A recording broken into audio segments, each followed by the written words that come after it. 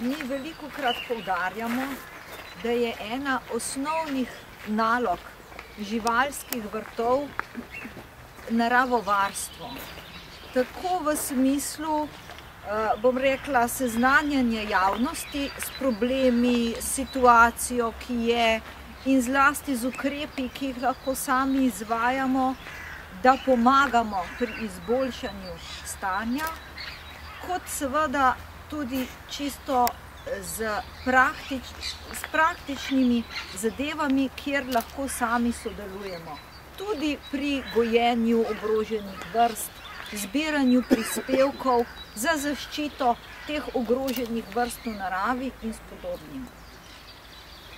Ker je to naloga, ena bistvenih nalog vseh živalskih vrtov, se Svetovna in Evropska zveza živalskih vrtov vsako leto združijo, dogovorijo, katera je pa tista problematika, kateri je tisti predmet, ki bi ga v naslednjem letu še posebej radi predstavili v javnosti. Mi smo imenovali celotno kampanjo Žabji alarm. In sicer, ker so to vrste, katerim trenutno grozi veliko nevarnosti in so zelo ogrožene. So pa v javnosti morda malo manj izpostavljene kot nekatere velike karizmatične živali. Recimo za kite vemo vsi, da so ogroženi, za gorile, za medvede, panda, za dvoživke je pa ta, bom rekla, ogroženost v javnosti mnogo manj prisotna.